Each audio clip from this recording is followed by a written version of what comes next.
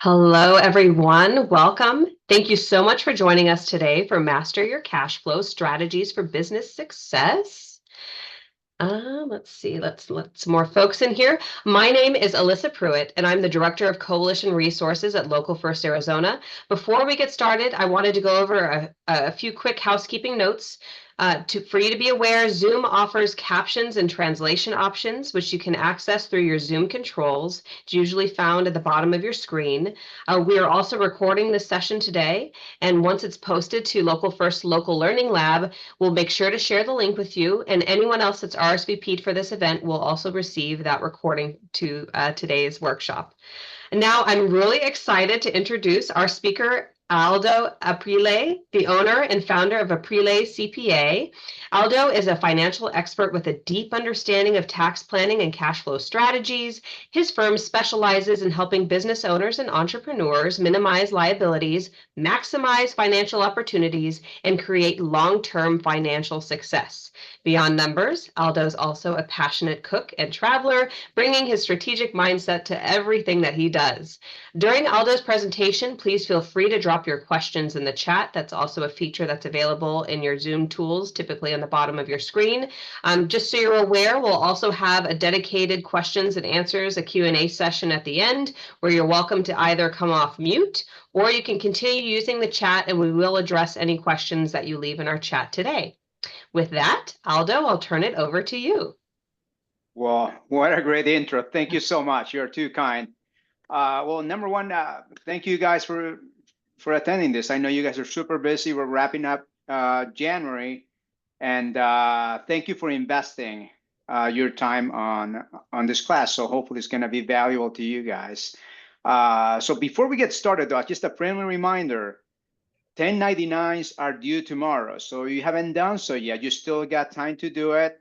If you need a link for an online service that is affordable and easy to use, definitely shoot a message and I'll provide that information to you guys later.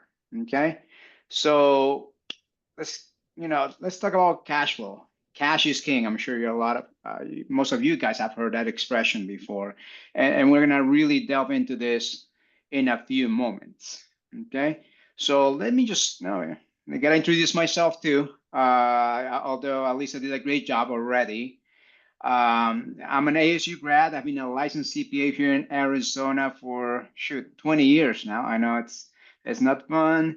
I am the founder and CEO of Aprile CPA PLC, a boutique firm specialized in tax planning, helping business owners to minimize their tax liabilities and improve cash flow. I also have a disclaimer. I have to say this is for informational purposes only, shall not be considered tax advice. And the reason why is because each situation is unique and individual. We encourage you to consult a tax professional or accounting professional before you take action in certain items or whatnot. So with that out of the way, let's talk about cash flow. Why is it important? The reason why it's important is because developing a comprehensive understanding of cash flow is essential for effective financial management. So what does that mean, right? That sounds very book-like. Well, at the end of the day, if you got no money, you cannot pay bills. The way I look at cash is a little bit like gas. You're driving your vehicle, your business is your vehicle. And in order to get from point A to point B, to follow the road to success, you need to have enough gas together or enough cash. That's the way I look at it. So we're going to look at all the intricacies of cash flow, its components, and its significance when looking at the financial health of your company. Okay. Now, a little bit of statistics for you guys. According to and this right here on the slide, according to U.S. Bank, the study they did, 82% of small business failures are due to poor cash flow. So it's not about your product. It's not about your service. It's not because they don't believe in you. It's because you run out of cash before your business is successful. Okay. And also, according to JP Morgan Chase, the average small business has only 27 days of cash reserves. And that's an average. I've seen businesses that are trying to figure out their cash position day to day. And the challenge is because you spend so much time, effort, and energy just trying to figure out how in the world you're going to make payroll. Well, that takes you away your creativity to grow and run your business, right? I mean, you're working on trying to get cash instead of really focusing on the growth of your business. So it's not only cash, but also is an opportunity cost you incur by not being proactive and figuring out your cash situation. So, some of you may encounter this issue where your sales are great, you're growing like crazy, everything is going fine, but when you look at your bank account, you have no money. Can somebody do like a show of hands if that applies to you or not? It's like, I don't understand it. My restaurant is busy, everything is going well, people love what I do, but when I look at my checking account, I have no money. What in the world is going on?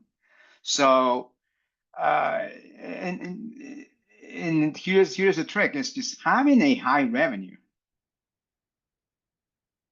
does not mean that you're profitable, number one, or that you have a strong cash flow. Sometimes they're not the same thing. And it's also all about timing. It's money in, money out, cash in, cash out. So this is what cash flow is all about, is how money moves through your system. Again, think of it as you're a car that you're driving. You put the gas in, it's got to go through the whole system to once you get there, you hit that the gas pedal, you're able to continue driving that vehicle that is your business. And why this is important? Because understanding your cash flow is going to provide insight into your company's liquidity, also solvency and overall financial performance. So let's take a look here. So again, this is a nice graph here. It says, what is not? Cash flow does not equal revenue or profit. So they're all separate things. And I just want to make sure that that's clear, because what I hear sometimes is like, well, my company makes, a month, I don't know, just throwing out $10,000 a month. Well, is that why you're netting after that, or is that the amount of sales? Because again, sales or revenue are not the same as your profit, or even the money that is coming in that month. So what I see a lot of companies doing is like, well, sure, I made $10,000, which usually means sales, and but it's an invoice, and the invoice is not payable in 30 days. So really, I have zero cash, even though you made $10,000 in sales. But in the meanwhile, now you got money coming out because you got to pay for materials, you got to pay for labor. So in reality, during, let's say, the month of January, if you invoice something on January 2nd, you have no cash to work with. You're pulling money out of your reserves, or a credit card or something, because otherwise you're not going to be able to pay the bills that you got. And when you collect on February 1st, now you get that money that you're banking on. But you see, it's all about the timing. So definitely you want to be mindful of that when you're looking at that situation. See, again, there you go. So your P&L only tells a story. Sometimes I have, well, first question, how many people look at your P&Ls on a monthly basis? Raise your hands. Highly recommend you look at your P&L on a monthly basis. That's very important. But your P&L only tells part of the story. It's revenue minus expenses, and hopefully you have a profit, right? But again, the component that is key is timing. It's revenue minus expenses, and you got to factor in the timing. The timing is going to determine how well the cash is going to flow through your business. And to help you determine that, we're going to look at the three types of cash flows that are prevalent for businesses. Number one is going to be the operating cash flows. This is just your day-to-day standard operating of your business, your sales. If you're a restaurant, and again, I like to refer to restaurants because they're easier to understand. The ingredients that you buy for the food you're selling, the labor, the any supplies that you may have. That's everyday stuff, right? But also you got to pay rent, you got to pay utilities, insurance, and so on. Like clockwork, that this is going to happen no matter if one person shows up or 100 people show up. Now, basically, these are almost guaranteed money, outgoing money. And again, you're hoping for money coming in, which is going to be your sales. The second type of cash flow is going to be investing cash flow. And that's for bigger transactions. That's when you're looking at buying long-term assets. You're going to buy a vehicle, equipment, real estate, right? You get a space for that. Or even if you don't buy real estate, but you rent out a place and you have tenant improvements, that's what we're looking at. So these are cash flow outlays that are not going to be happening every day, but definitely are heavy investments. And they're going to be tied to something else, could be financial, right? You buy a truck. Most people don't buy that straight up with cash. What they do is finance it. So you could have a big, buy a, I don't know, $50,000 truck. Although I see people buying $100,000 trucks, that's a whole different conversation. But most people put a down payment and they're going to finance the rest. You also want to take that under consideration. Another aspect of the financing cash flow is owner's draws.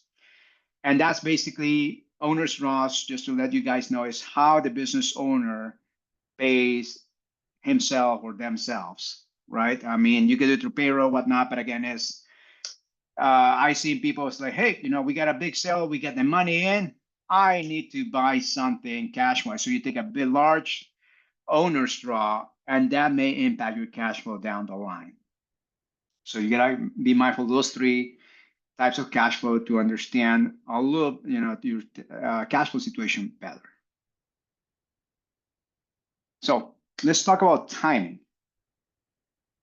Again, may sound like a broken record, right? But timing is usually the issue that I see business owners struggle with. Because even a profitable business can fail due to bad cash flow timing. I'll give you an example. What I've seen in the past myself is you got this company got a big contract, and this actually is very palpable today with a nonprofit organization. The government just started stop funding some non-government organization, non-for-profits, basically, right? So if you got a contract with a not-for-profit and you send out an invoice, you're expecting to get paid in 30 days. Well, that may not happen. So now that money that you were counting on is not going to happen until this not-for-profit gets funding through a grant or whatever means they're able to do that. But in the meanwhile, you still got to pay bills. And I've seen instances in which they continue waiting and waiting to get paid on an invoice.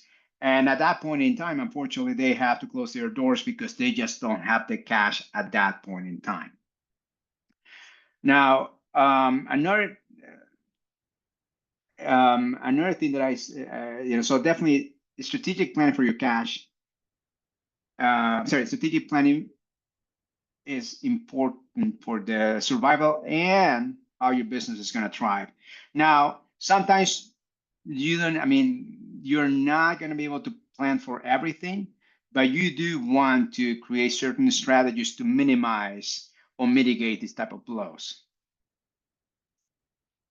So here's a small list of what a cash flow killer may be, right? We were talking about that, right? So the payments you're expecting are delayed for a reason, right? I mean, you can continue calling and stuff like that, but at the end of the day, you may not be able to collect money from people you thought were going to be able to collect from. Also, another factor is prepaying expenses, especially we're in Zoom right now. So if you look at Zoom and you subscribe to them, you can either pay on a monthly basis or you can get a discount if you pay on an annual basis. And that sounds great, very tempting or whatnot. But you got to take in consideration all these factors. How does your cash flow picture look like in order to be able to pull the trigger on that? It's again, balancing. I'm not saying that paying in advance is a bad move or paying on a monthly basis is a bad move. It's just, it really depends on your cash situation at this point in time. The other cash flow killer is large owner's draws. So I want you to have a good conversation with yourself as a business owner and figuring out how much money you need for your personal expenses. What I've seen in the past is a lot of money comes in at one time. Let's say you get a construction company, you get big deposits for construction or whatnot, and the project is supposed to be done in 2 to 3 months or whatnot. And what happens as a business owner, I'm like, oh shoot, I'm making lots of money, and I'm gonna take some cash out, pay myself, enjoy a nice trip or whatever it is. But then the expenses that you're gonna incur during the project start piling up, and that's gonna create a cash shortage when that happens. And on the personal side, hopefully you're able to contribute that money back. But if you spent it, you spent the money, and that's about it. And the other cash killer that I see is uncontrolled spending. It's really spending the money, especially when you have a growing business. Well, it's a business expense, this and that. I gotta do this, sign up for this, sign up for that, buy this equipment or whatnot. But really, I'm not saying that don't buy it, but there is gotta be some kind of strategy on how and when you're gonna buy these items or services. Now, we talked about the challenges, the problems, cash flow killers. So what can you do to mitigate these type of issues, right? On the money coming inside is accelerate your receivables as much as possible, right? One thing that I've seen in the past is if you provided a service, send out your invoice. I cannot count the times where I see people, man, I'm so busy, my business is growing, I completed this job, and for whatever reason, a month goes by, and then they don't send out an invoice. Your client is loving this because it's basically free financing for them. But even if you're that busy, you need to figure out to be quick and efficient on how to invoice them as soon as the job is done right away. If you're in construction or you offer large projects, it won't hurt for you to charge a deposit. That's another strategy to get some money coming in right away. If they want to pay, they say, hey, let's say, for example, their organization says our policy is we pay in 90 days or whatnot, or we are not able to pay you right away, then you need to factor that in and perhaps charge a higher price in order to accommodate that cash flow. Because what they're doing is basically you're financing this sale for them. Now, also encourage them to pay you earlier. So, for example, if you're able to offer a discount, if you get paid sooner, that's unpopular thing is like net 2% discount, you pay within 10 days, something like that. So look at your situation, figure out how you can get done, you can get paid faster. The better it is, it's gonna be the better it's gonna be for you once you're able to get that money coming in faster. Now, I understand things are not clean sometimes. It is what it is. So what you need to do is also plan a little bit. You need to develop a relationship with your bank or credit union. That's right, a local credit union. So if you don't have a business banker, talk to your business banker. Look into getting a revolver line of credit. So if for whatever reason the payment you're expecting is not received on a timely basis, you're able to borrow that money quickly, pay your bills, and once you get paid, pay that money back right away. So developing a relationship with your banker is key. And I'm sure Elisa can provide the contact information for the business banker at Marisol Credit Union. I forget, but that's something that you also want to look at. And let me give you an example is the bank will lend you money when you don't need it. When you really need the money, they are not too keen on lending you the money. It works backwards. And I don't know why that is, but that's how it works. So if you're like right now, you know what, I'm in a good cash position, I don't need to talk to the bank. This is the time for you to talk to your business banker to be able to set that up, because the moment things dip, that's the last, that it's going to be much, much harder for you to get that access to a revolving line of credit. Right? On the money coming out, we're talking about speeding up, money coming in. Now we're gonna slow down money coming out, right? So work with vendors. If you got a preferred vendor, work with them and see what they can do to figure out a payment plan or whatnot. If you got a good relationship, throw something out there that makes sense for the both of you, that is going to help you alleviate cash pressures for you, but also develop that relationship with your vendor. So talk to them and be intentional with your spending. You know, what I ask my clients is, well, we're going to invest a lot of money doing this. I'm like, that's great. How quickly do I get that dollar back? You know, it's always posing that question. And try to work with the, you know, and I work with them saying, okay, well, yeah, we're gonna do this and we're gonna make lots of money. Okay, well, how long is that gonna take? How much money do you think you're gonna take in order to do that, right? And also have the conversation. Well, what if everything doesn't work the way you expected it to be? The sales or the return investment is not as big. Then do you still want to do it? And that's when you develop that conversation where being intentional with your money, it's very, very important. Again, it's all about the ROI at the end of the day as a business owner. You're going to invest that money, you want to see that money, and hopefully as soon as possible. Now, let's talk about managing owner's draws and expenses. So I've seen this quite a bit with business owners, especially when, you know, I get it. Is to start a business or growing a business, you're making a lot of personal sacrifices, right? Perhaps you left a very good job, a solid W-2 job where you get money like clockwork, and now it's not the same. You just get money whenever there is some leftover money in your business. And again, what I've seen is taking excessive cash draws out of the business.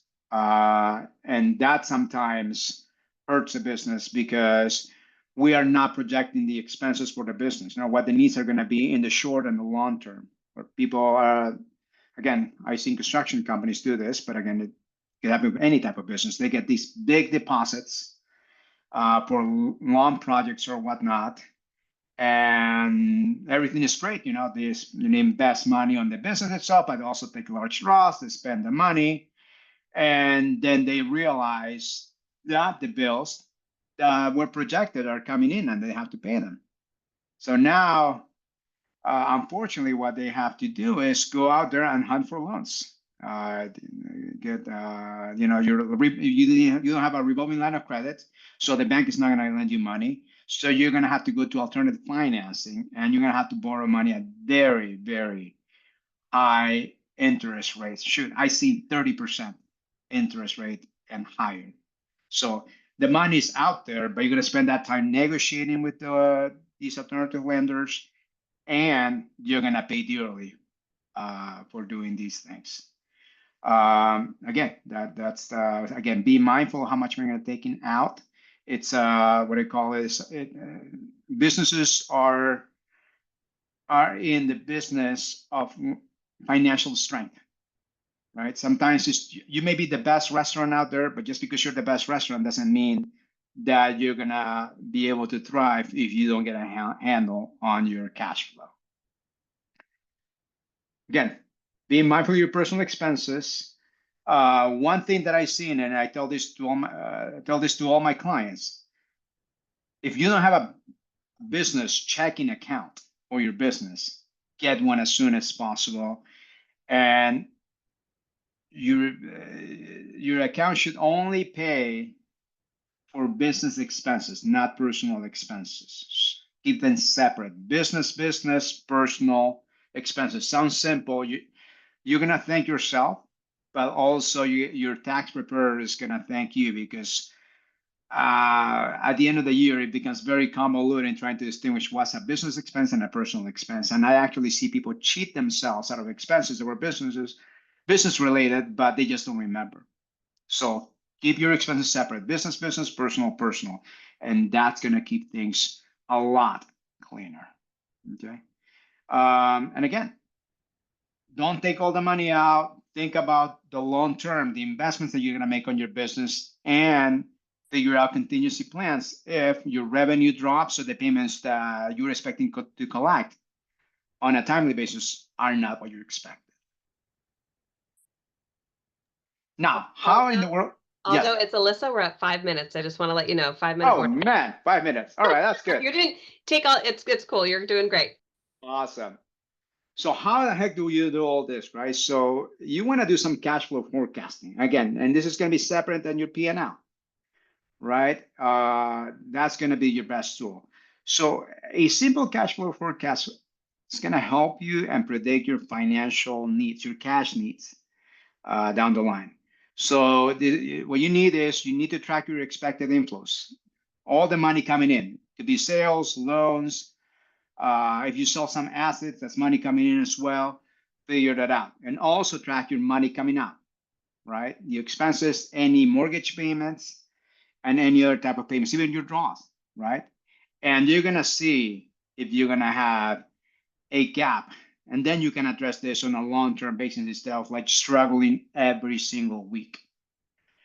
Now, now that sounds simple, sounds easy. You can do it on a spreadsheet, right?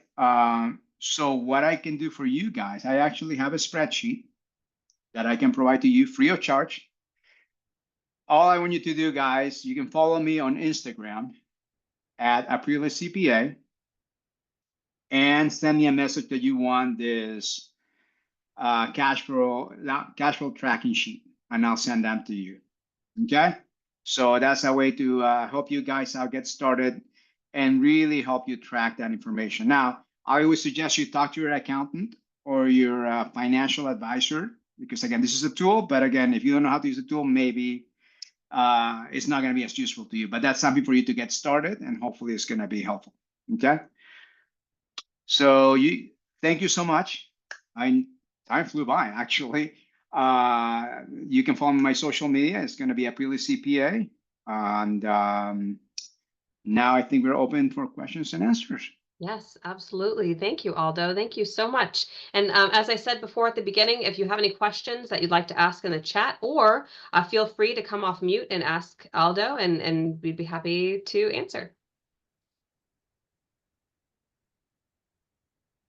Aldo, I have a question for you. So my question is, we see a lot of businesses that when they first get started, they don't know what platform or what to use to keep track of the cash that's coming in and money that's going out.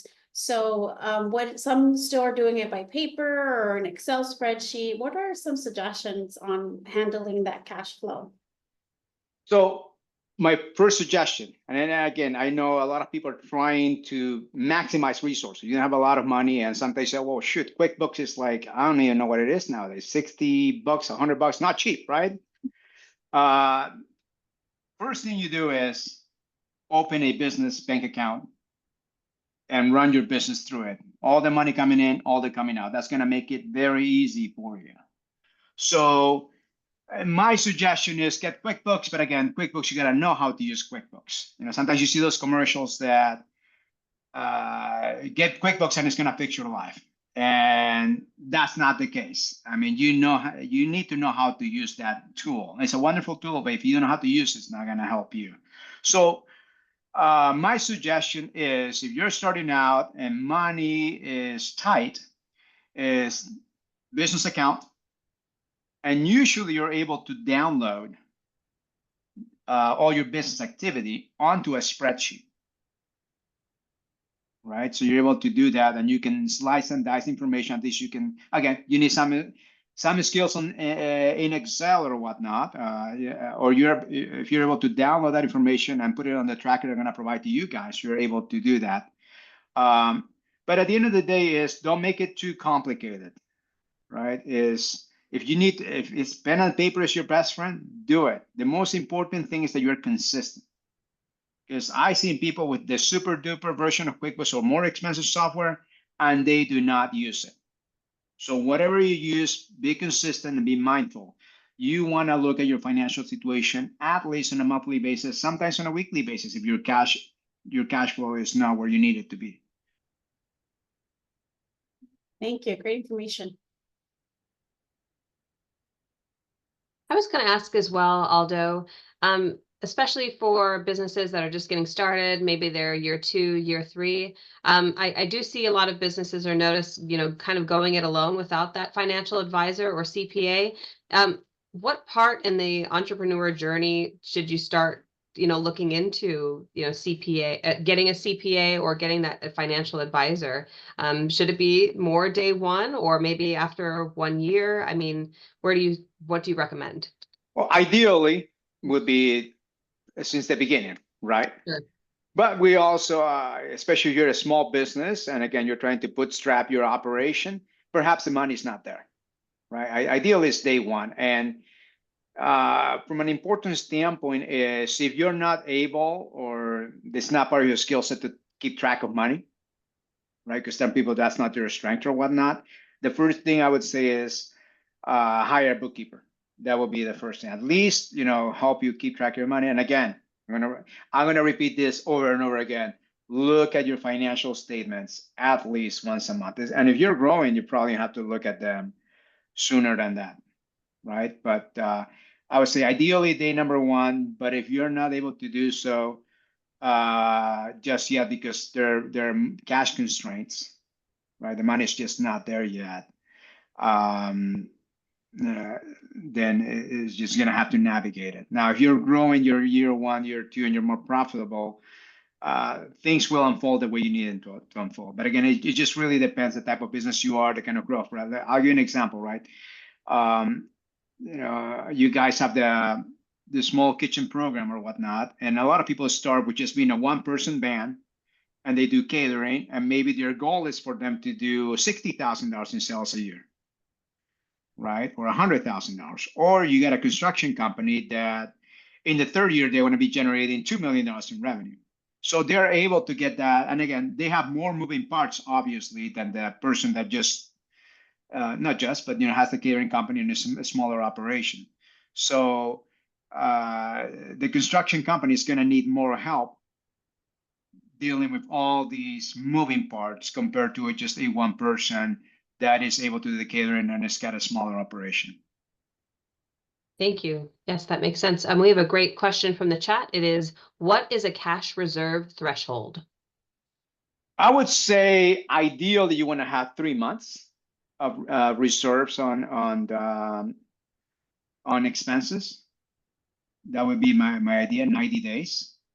If you're in that position and sometimes you go, well, I just got this money sitting out there, definitely talk to your business banker. Sometimes they got like really short-term savings accounts or CDs, so at least you're making a little bit of interest while it's sitting out there. But yeah, I would say 90 days is comfortable. Sometimes it's not realistic based on your business, but that would be ideal for me.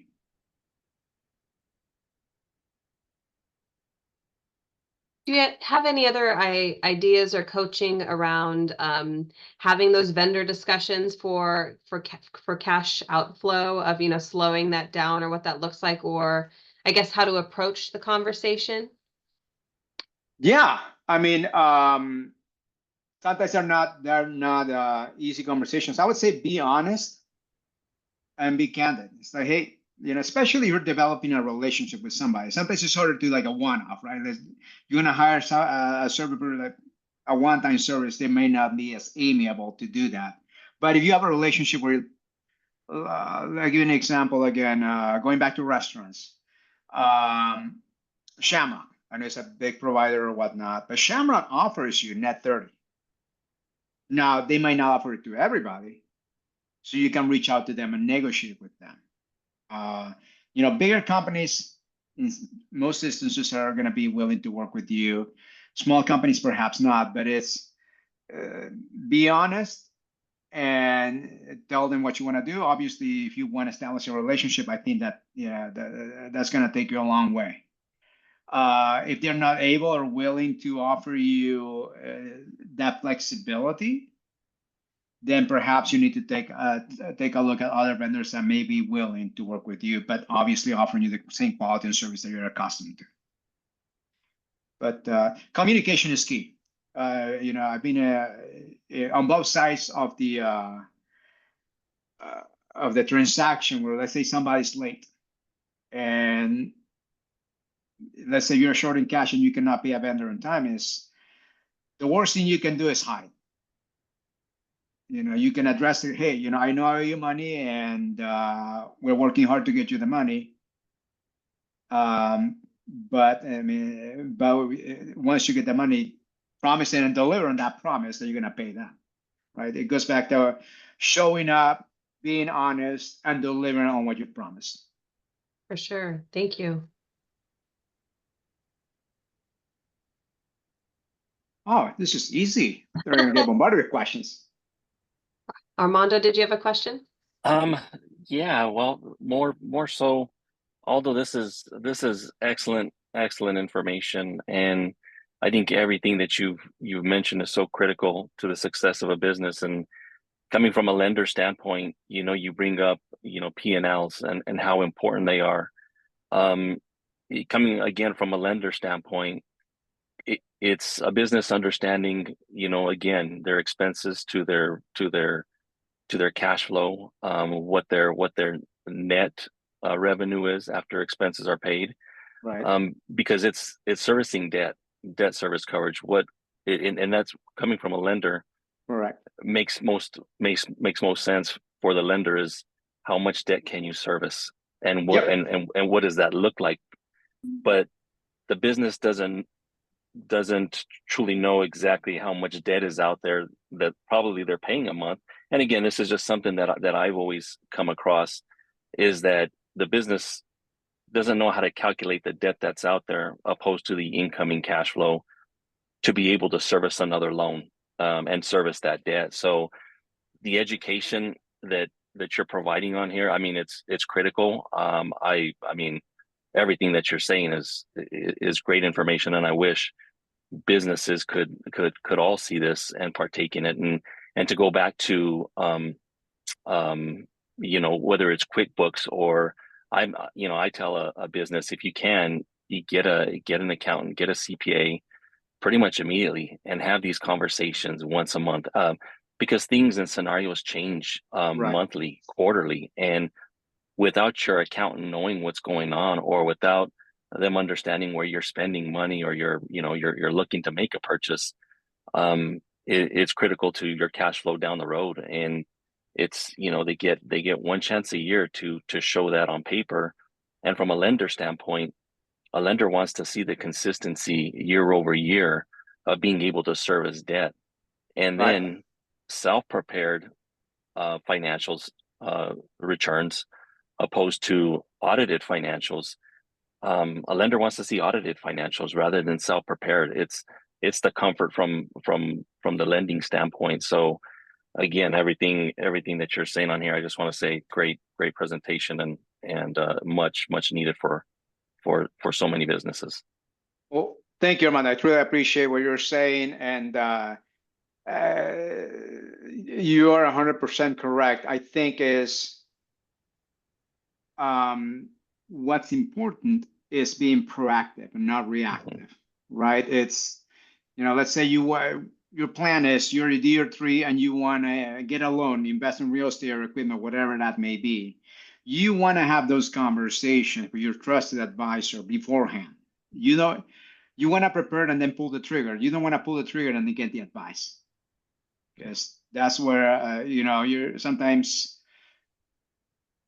And it's like you share the proactive approach is the business obtaining the line of credit when it's not needed, because when it's needed, the returns aren't going to show the ability to repay that debt. And that's what every lender's looking for, is the ability to repay that debt. Well, the business is at a point right now where it might not have that ability to repay that debt, or a business line of credit is what somebody's requesting, but it's not an account receivables business to show that those account receivables are there, right, to justify that business line of credit. So it's again, this business going to an advisor like yourself, an accountant, a CPA, and truly getting this advice right up front, and then preparing themselves. And I always tell them, you need to speak to your accountant quarterly, at least, if not monthly, and understand your P&L, because if you want to grow, and if you ever want to be lendable or bankable,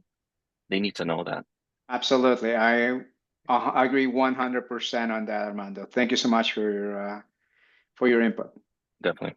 Thank you. Thank you very much. I also wanted to share with everyone on the call that Aldo is going to be back with us to talk about tax preparation on February 13th at 9 a.m. Again, it's going to be virtual. If you haven't registered yet, please register. Really important, again, a topic to talk about tax preparation. Any more questions before we head out? I also want to remind everyone today that I have recorded the session. I will be sharing the link within the next couple of days, and also Aldo's contact information and Instagram. We got you, Aldo. Thank you so much Awesome. for joining everyone today. We really appreciate it, and we'll see you on the next one. Thank you. Thank you so much. Thank you, Aldo.